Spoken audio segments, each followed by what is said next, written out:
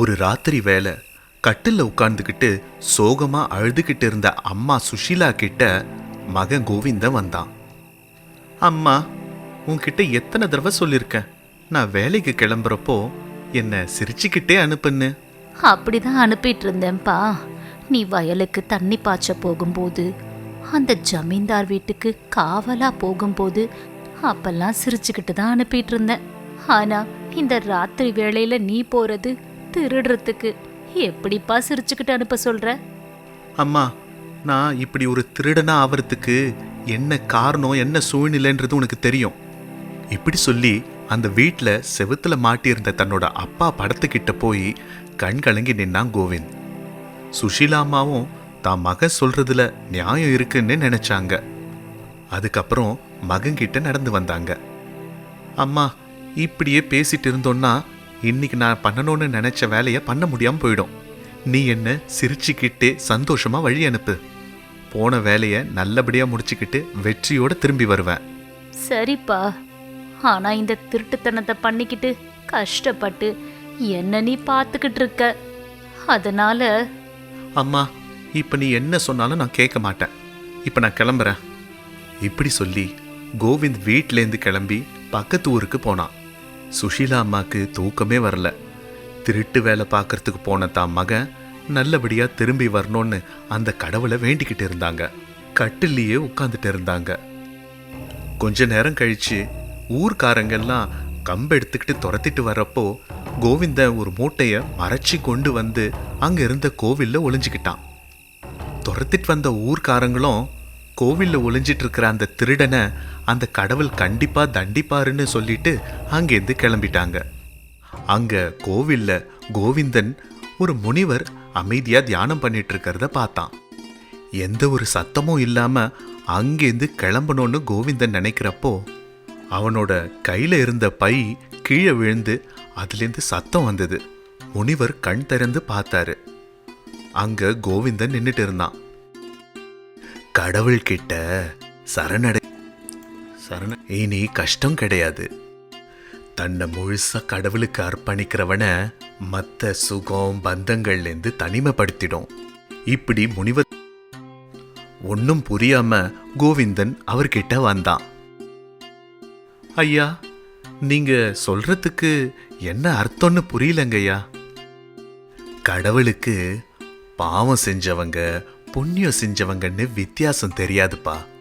அவங்கிட்ட யாரு முழுசா வந்து சரணடைறாங்களோ அவங்களுக்கு அவன் அருள் புரிவான்றது தான்ப்பா இதோட அர்த்தம். ஐயா, கடவுளுக்கு பாவம் செஞ்சவங்க புண்ணியம் செஞ்சவங்கன்ற வித்தியாசம் இல்லைன்னீங்களே. யாரு சரணாகதி ஆனாலும் அவங்கள அவர் அருள் புரிவாருன்னு சொல்றீங்க, உண்மையாவா? முழு உண்மைப்பா. ஆனா அவனோட அருள் கிடைக்கணும்னா மனசுல இருக்கிற எல்லா தீய குணங்களையும் ஒழிக்கணும். இப்படி சொன்னதுமே கோவிந்தன் கேவலமா சிரிச்சான். ஐயா, என் பேரு கோவிந்த். நான் ஒரு பெரிய திருடன். ராத்திரியெல்லாம் பணத்தை கொள்ள அடிப்பேன். பகல்ல எல்லாரோடையும் போய் சூதாடுவேன். எப்பெல்லாம் தேவையோ அப்பெல்லாம் குடிச்சிட்டு சந்தோஷமா வாழ்வேன். தேவையில்லாம பொய்யெல்லாம் பேசுவேன். நீங்க சொல்றத பார்த்தா என்ன மாதிரி துஷ்டனை அந்த கடவுள் மன்னிக்கவே மாட்டாருன்னு நினைக்கிறேன். அந்த மாதிரி தப்பா யோசிக்க வேண்டாம்ப்பா. கவலைப்பட வேண்டாம்.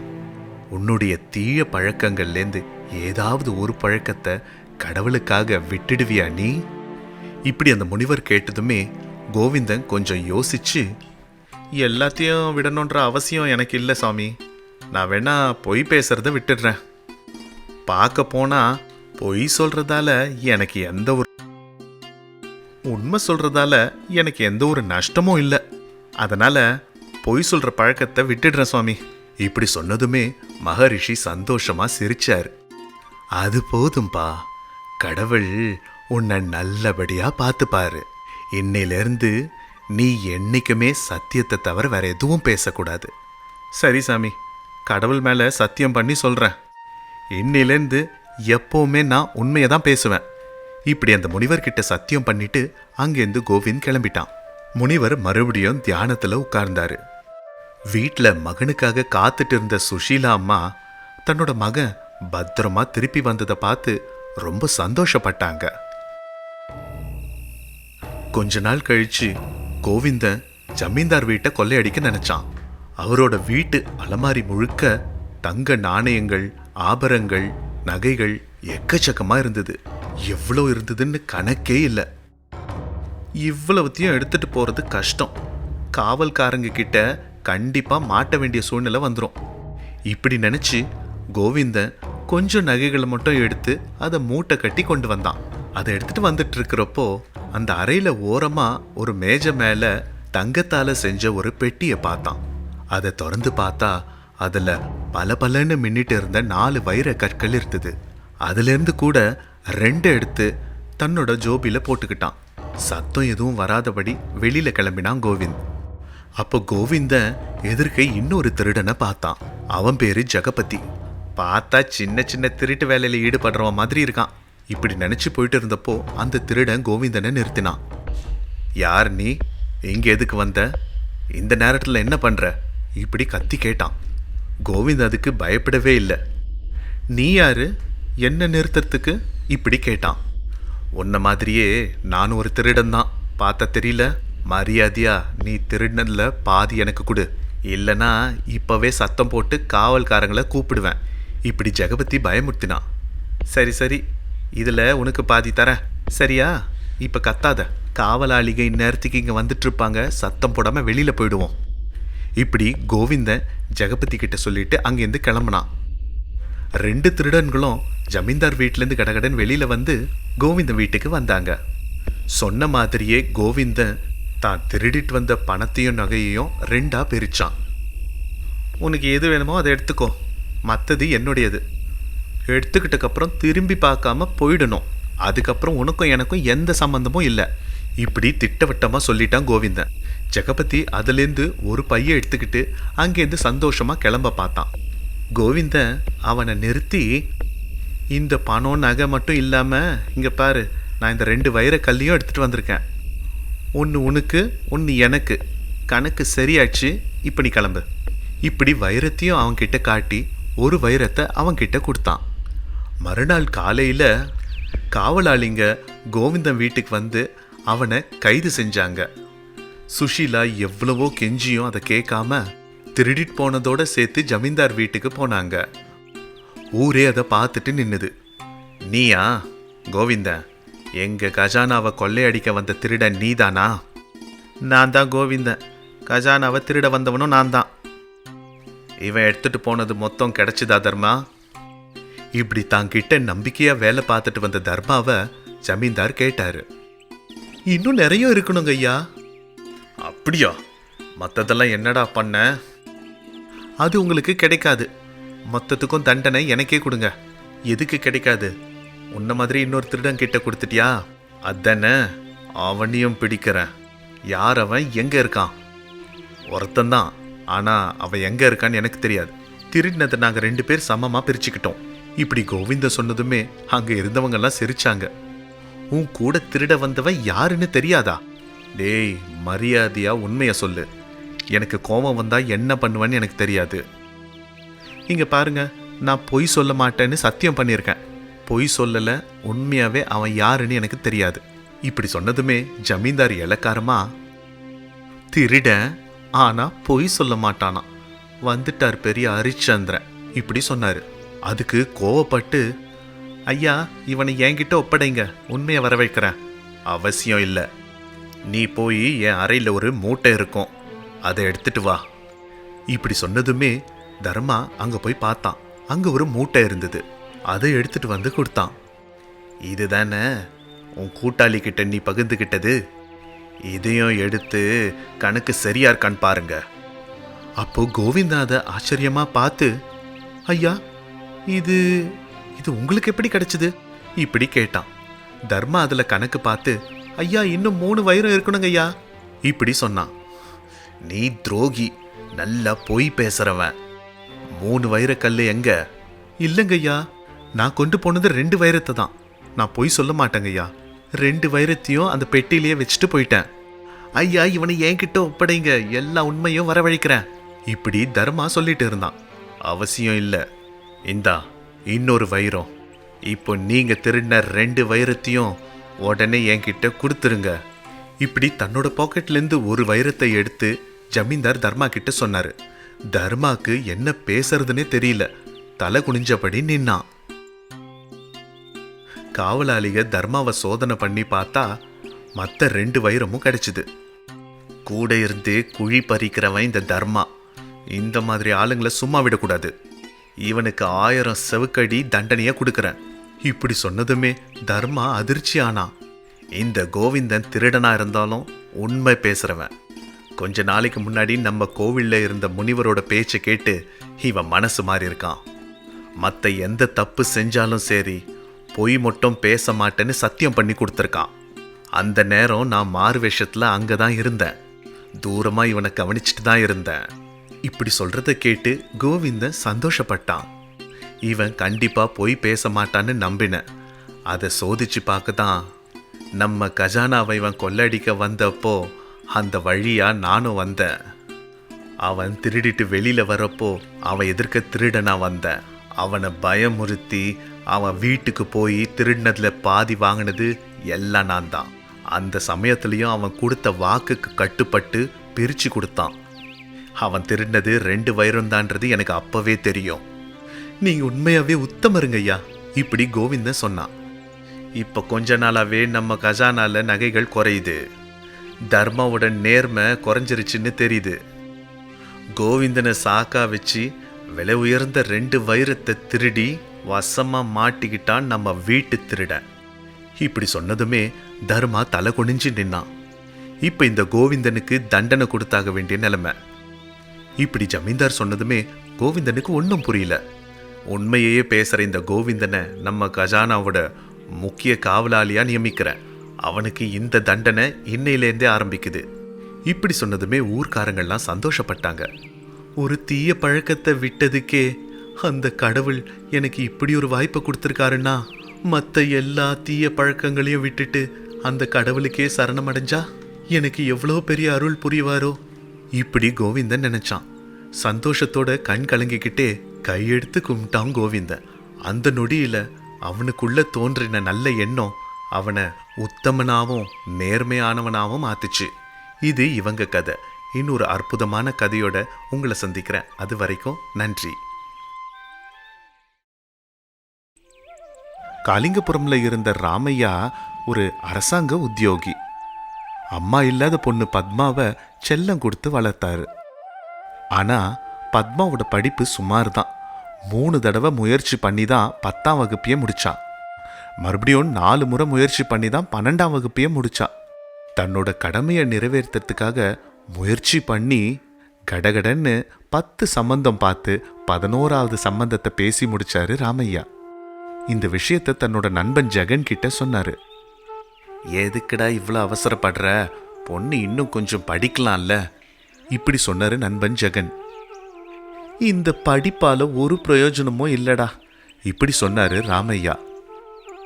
ஆனா நிறைய வரதட்சணை கொடுக்க வேண்டியதா இருக்குமே. வரதட்சணை இல்லாத வரனா தேடணும்.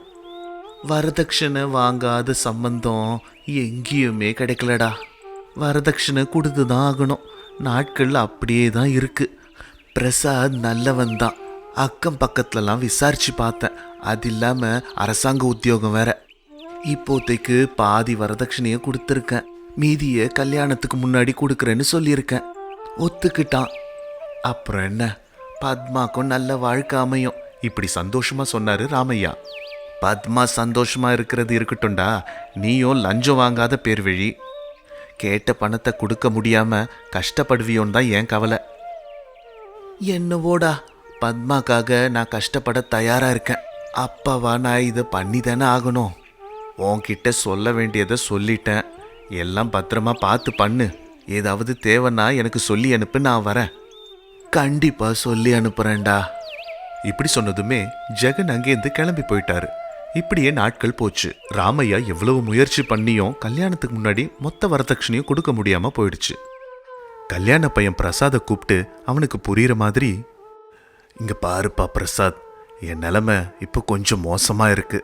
ஆனா எல்லாமே கொஞ்ச நாள்ல சரியாயிடும். இப்போதைக்கு என்னால முடிஞ்சதை கொடுத்துருக்கேன். 2-3 மாசத்துல என் தலைய அடமான வச்சியாவது கொடுக்க வேண்டிய மீதி பணத்தை கொடுத்துடுறேன். இப்படி சொன்னாரு ராமையா. பிரசாதும் இதை புரிஞ்சுக்கிட்டு சரின்னு ஒத்துக்கிட்டான். 1000 பொய்ய சொல்லியாவது ஒரு கல்யாணம் பண்ணுன்னு சொல்லியிருக்காங்க. இப்படி பெருமூச்சு விட்டாரு ராமையா. பொண்ணு பத்மாவை சந்தோஷமா குடுத்தனம் பண்ண அனுப்பி வச்சாரு ராமையா.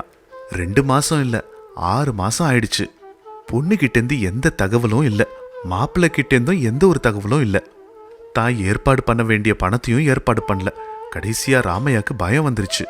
அந்த பயத்தோடையே பொண்ணு எப்படி இருக்கான்னு போய் பார்த்துட்டு வரேன், பணம் கொடுக்க இன்னும் கொஞ்சம் நேரம் வேணும்னு கேட்டுட்டு வரேன், இப்படி நினைச்சு வீட்டிலேருந்து கிளம்பி மாப்பிள்ளை பிரசாத் வீட்டுக்கு போனாரு. நல்லவன்னு நினைச்ச பிரசாத் அவரை வீட்டுக்குள்ளேயே வரவிடாம வாசல்லையே நிப்பாட்டி, பணம் கொண்டு வந்தீங்களா இல்லையா? இல்லப்பா தம்பி, பணம் ஏற்பாடு பண்ண முடியல.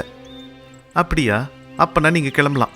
இப்படி சொன்னதுமே ராமையா வருத்தத்தோட பொண்ணை பார்த்தாரு. பத்மாவும் வாயை திறந்து ஒரு வார்த்தை பேசல. என்ன பண்றதுன்னு தெரியாம ராமையா திரும்பி வந்துட்டாரு. எப்படி இதை தீர்க்கறதுன்னே அவருக்கு புரியல. யோசிச்சு யோசிச்சு நெஞ்சே வலிச்சுது ராமையாக்கு. என்ன பண்றது? பணம் என்னமோ அவர்கிட்ட இல்ல. கடைசியா அவரோட நண்பன் ஜெகன் ஞாபகத்துக்கு வந்தாரு. எந்த ஒரு பிரச்சனையை தீர்க்கிறதா இருந்தாலும் என் நண்பன் ஜெகன் கெட்டிக்காரன். சரி, உதவி கேட்டு அவன்கிட்ட போறதுல தப்பே இல்லை. இப்படி நினைச்சு ராமையா ஜெகன் வீட்டுக்கு போனாரு. ராமையாவை பார்த்ததுமே பாசமா வீட்டுக்குள்ள வர சொன்னாரு ஜெகன். நடந்த மொத்த விஷயத்தையும் ராமையா ஜெகன் கிட்ட சொன்னாரு. ராமையா, வரதட்சணை கொடுக்கறதும் சரி வாங்கறதும் சரி ரெண்டுமே சட்டவிரோத செயல். நான் உங்ககிட்ட எவ்வளோ எடுத்து சொல்லியும் நீ கேட்கவே இல்லை. யார் என்ன பண்ண முடியும்? அப்படி சொல்லாதரா, ஏதாவது ஒரு யோசனை சொல்லு. இந்த வேதனையை என்னால பொறுத்துக்க முடியல. இப்படி வருத்தத்தோட ராமையா கண் கலங்கிட்டே சொன்னாரு. இத ஜெகன் பார்த்து ரொம்ப வருத்தப்பட்டாரு.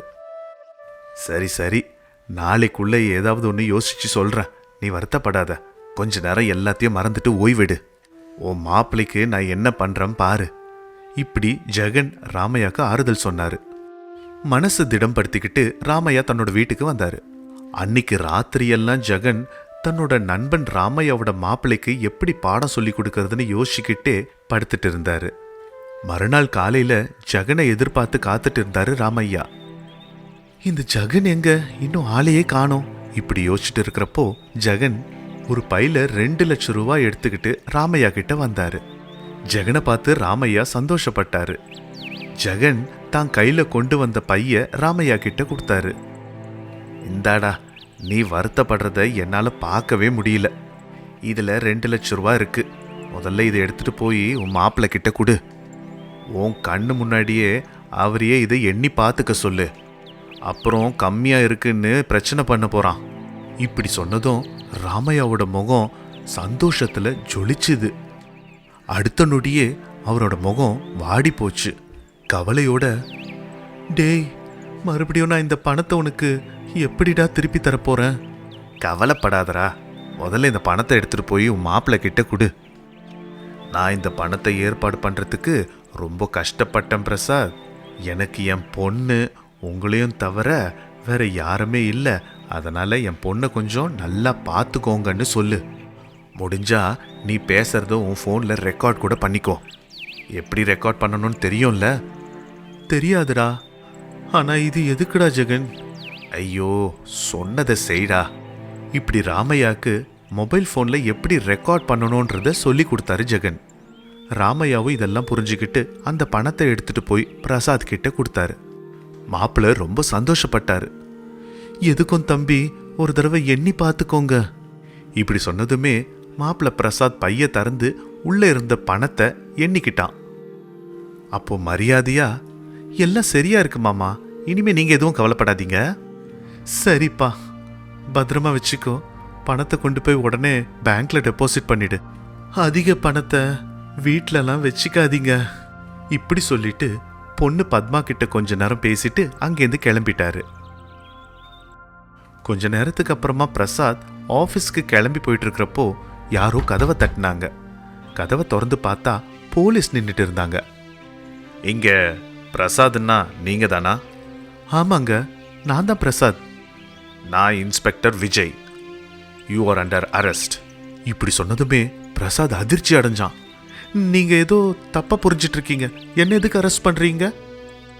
நீங்க ஆபீஸ்ல யார்கிட்டயோ 3 லட்சம் ரூபாய் லஞ்சம் வாங்கியிருக்கிறதா எங்களுக்கு இன்ஃபர்மேஷன் வந்திருக்கு. இப்படி சொன்னதுமே பிரசாத்துக்கு ஒரே அதிர்ச்சி ஆயிடுச்சு. பதட்டத்தோட, இல்ல இல்ல, அது ஏதோ உங்களுக்கு தப்பான தகவல் வந்திருக்கு. எல்லாரும் இப்படிதான் சொல்லுவாங்க.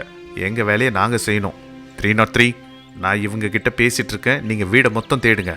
இப்படி பிரசாத் கூட பேசிட்டு இருந்தாரு இன்ஸ்பெக்டர்.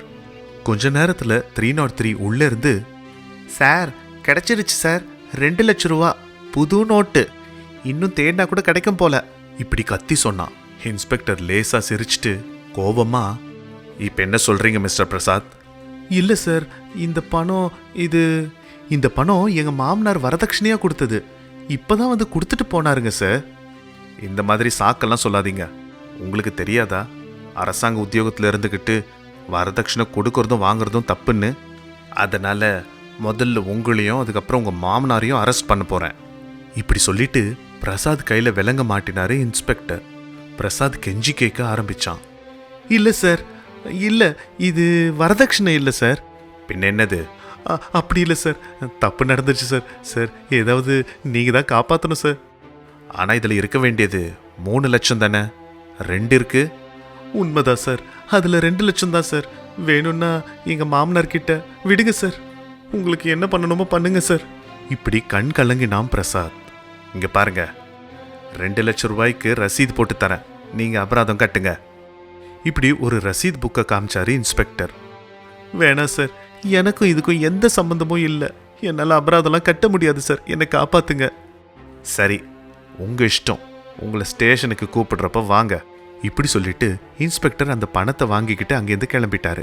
கோபமா பிரசாத் தன்னோட மாமனார் ராமையா கிட்ட வந்தான். மாப்பிள்ள சொன்னதை கேட்டு ராமையா அழ ஆரம்பிச்சாரு. இன்னும் கொடுக்கறதுக்கு என்கிட்ட எதுவுமே இல்லை மாப்பிள்ள, விடுங்க மாமா. எனக்கு உங்க வரதட்சணையை வேணாம், எதுவும் வேணாம். எனக்கு என் வேலை போயிடுச்சுதே, அதுவே போதும். இப்படி சோகமா மூஞ்ச வச்சுக்கிட்டான் பிரசாத். ஆமாப்பா, பெரிய கண்டத்துலேருந்து தப்பிச்சிட்டோம். முதல்ல திருப்பதிக்கு போயிட்டு வரணும். இப்படி சொல்லிட்டு பிரசாதும் பத்மாவும் அங்கேருந்து கிளம்பிட்டாங்க. ராமையா தன்னோட நண்பன் ஜெகன் கிட்ட வந்தாரு. டேய், நீ கொடுத்த பணம் என்னோட மாப்பிள்ளைக்கு உதவியாவே இல்லடா, எல்லாம் போச்சு. இப்படி நடந்ததெல்லாம் சொன்னாரு ராமையா. உனக்கு எந்த நஷ்டமும் ஏற்படாதபடி அந்த பணத்தை எப்படி? இப்படி சொன்னாரு. அதுக்கு ஜெகன் சிரிச்சாரு. இல்லடா, என் பணம் என்கிட்ட எப்போ வந்துருச்சு. இப்போ நீ கொடுக்க வேண்டியது அந்த போலீஸுக்கு கையில கொஞ்சம் காசு, அவ்வளவுதான். இப்படி தான் கொடுத்த பண மூட்டையை காட்டினாரு. அப்போதான் ராமையா தன்னோட நண்பன் தான் மாப்பிள்ளைக்கு எந்த விதத்துல பாடம் புகட்டினாருன்றது புரிஞ்சுக்கிட்டாரு. சந்தோஷமா அந்த போலீஸுக்கு காசு கொடுத்தாரு ராமையா. இது இவங்க கதை. இன்னொரு அற்புதமான கதையோட உங்களை சந்திக்கிறேன். நன்றி.